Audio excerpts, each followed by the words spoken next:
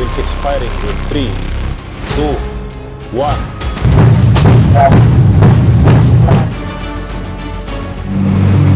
组长127度发现不明雷达信号，雷达重点加强对该方位搜索。 that China is illegally denying us from our rights in the West Philippine Sea and other areas. The South China Sea is heating up again. This time, the warning came from inside Camp Aguinaldo. On May 12, 2026, the armed forces of the Philippines stood in front of cameras and dropped a number that shook the region. In just 7 days, Chinese ships had swarmed Philippine waters in numbers not seen since April. The count? About 35 vessels. Not one ship, not 5, not 10, 35 ships, all inside the Philippine Exclusive Economic Zone, all operating across 4 of the most sensitive spots in the entire South China Sea. And the question now is no longer whether tensions are rising. The real question is this: how far is China willing to push before something breaks? Philippine vessel, this is China Coast Guard. You have entered the territorial waters of Huangyandao of the People's Republic of China. Let me give you the exact picture. From May 4 to May 11, 2026, the Philippine military tracked 20 China Coast Guard vessels and 15 People's Liberation Army Navy ships. That is a mix of white-hulled patrol ships and gray warships, all moving through waters Manila claims as its own. Rear Admiral Roy Vincent Trinidad, the AFP spokesperson for the West Philippine Sea, broke down the locations one by one. So these are red flags that will give us more reason to narrow down the search. And this has thousands of man-hours behind, tracking everything. Mahaba to, matagal na proseso to. At Ayungin Shoal, also known as Second Thomas Shoal, the Philippines counted 7 ships, 6 Coast Guard vessels, 1 PLA Navy warship. At Bajo de Masinloc, the Filipino name for Scarborough Shoal, the numbers were even higher. 17 ships, 9 Coast Guard, 8 Navy, the biggest cluster of the week. At Escoda Shoal, 5 ships, 3 Navy, 2 Coast Guard. And at Pag-asa Island, the largest Philippine outpost in the Spratlys, 6 ships, 3 Navy, 3 Coast Guard. For context, in April 2026, the Philippines tracked 62 Chinese vessels in the same areas. The May number is lower, but the message is the same. China is not leaving. At first, this might sound normal. Ships sail in disputed waters all the time, right? But this is different. This is what analysts call gray zone warfare. Gray zone activity is pressure that stays below the line of open war. No missiles, no invasion, no naval battle. Instead, China builds presence slowly, ship by ship, patrol by patrol, until the disputed water starts to feel like Chinese water. The tools include Coast Guard cutters, naval escorts, maritime militia boats, water cannons, military-grade lasers, blocking moves, and close-range chases. China usually calls these law enforcement actions. The Philippines calls them coercion. A 2026 analysis by the Foundation for Defense of Democracies put it this way: China's actions move beyond routine harassment to more direct restrictions on access. The goal, the report said, is to assert operational control over contested waters while staying below the threshold for armed conflict. In other words, take the sea without firing a shot. Raymond Powell, who runs a maritime transparency project tracking these incidents, explained the strategy in plain terms. Gray zone activity sends a quiet message to a country's leaders. You don't want to escalate this. Keep this between us. China itself is no longer being subtle about it. China is the most sophisticated gray zone operator the world has ever seen. I mean, they have really sort of perfected the art, and the South China Sea as a whole was their playground. On May 5th, 2026, the very week these 35 ships were active, the People's Liberation Army released photos of the China Coast Guard patrol ship Chuanshan conducting water cannon training near Scarborough Shoal. Beijing's own caption said the ship was patrolling on duty in what it called the territorial waters of China's Huangyandao and was running comprehensive training on maritime rights safeguarding and law enforcement. Read that again. China is not just patrolling. It is training to use water cannons inside another country's exclusive economic zone and putting the photos out for the world to see. But Manila is no longer keeping quiet either. To understand why these 35 ships matter, you have to understand the 4 places they showed up. Scarborough Shoal, called Bajo de Masinloc by the Philippines, sits about 220 kilometers from Luzon. China seized effective control of it during a 2012 standoff and has held it ever since.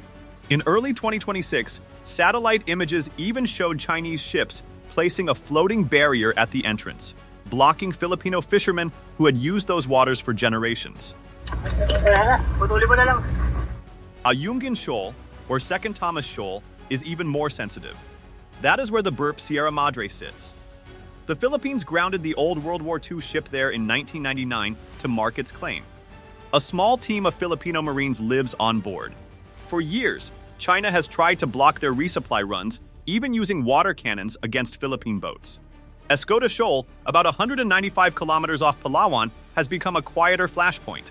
China stationed Coast Guard ships there after a tense standoff in late 2024. And Pag-asa Island, which means hope in Filipino, is the biggest Philippine-held feature in the Spratlys. It has a runway. It has civilians. It has families. Surrounding it with warships is more than symbolic.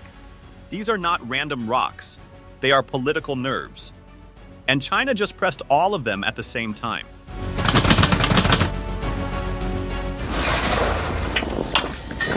The timing here is not random. The same week these ships were spotted, the Philippines was wrapping up Balikatan 2026, its largest joint military exercise ever with the United States. The drills ran from April 20 to May 8 across Luzon, the Visayas, and Mindanao. This year was historic. Japan, Australia, and Canada joined as well. American HIMARS rocket systems were positioned in Luzon. The new Nemesis anti-ship missile system was deployed for the first time in the region. Japan even fired a Type 88 missile on Philippine soil, the first time Japanese combat forces had fired such a weapon overseas since World War II. China was watching. But here is the interesting part. According to Trinidad, Chinese vessels and aircraft did not carry out any aggressive actions during Balikatan itself. There were no recorded coercive and aggressive actions, he said at the Camp Aguinaldo briefing. What we noted was the presence of PLA Navy ships and China Coast Guard vessels, and the occasional presence of a PLA Air Force aircraft. There was no noted synchronized activity. So what does that mean? It could mean Beijing chose not to escalate while Allied forces were watching. Or it could mean China simply gathered intelligence, took notes, and waited. Then, as the drills wound down, the ships moved back in. Either way, the message was clear. China is here, and it is not leaving just because allies are training nearby. For decades, the Philippine military focused on threats inside the country.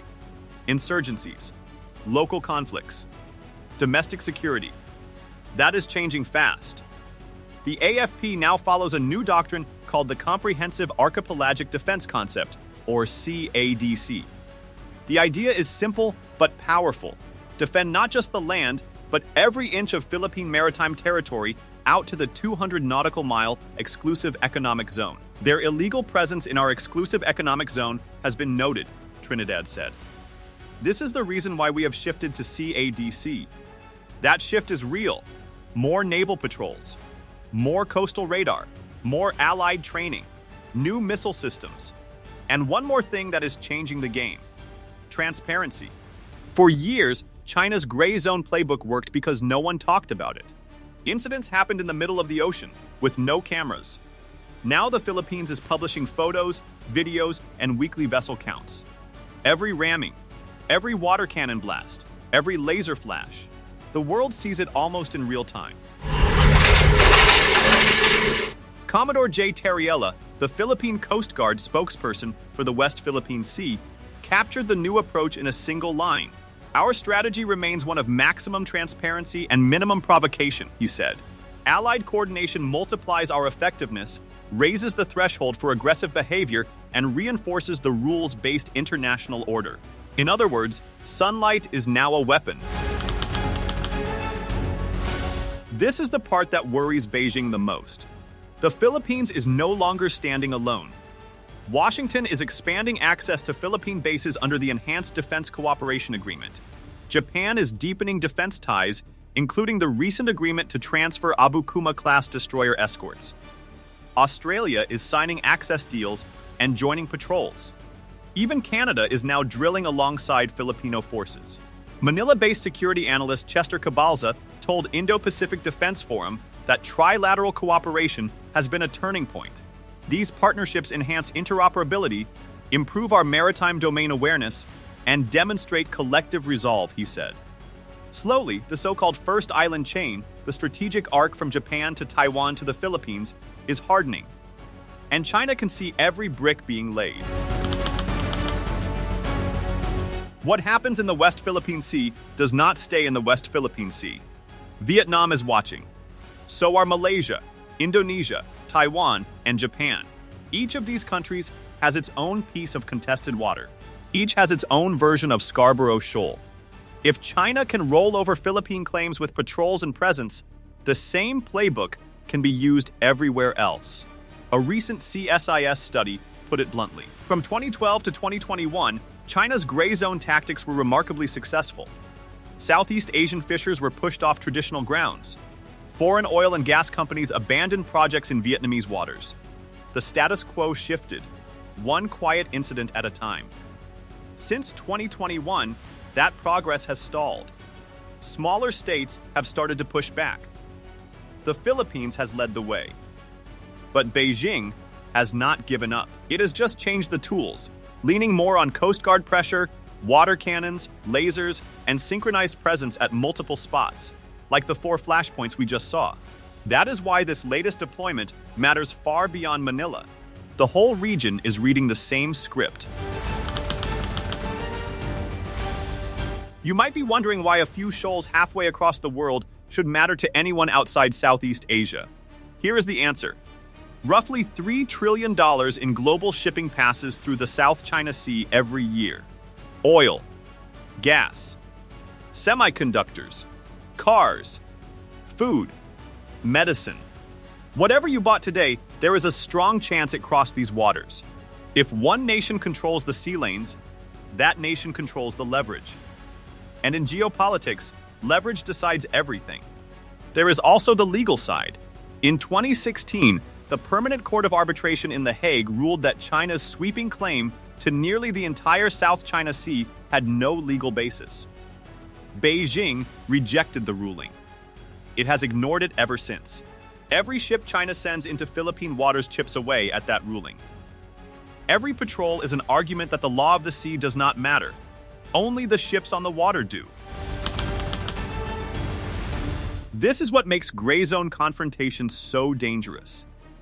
There is no clear starting point, no declaration, no formal beginning, just constant pressure, constant escalation, constant presence.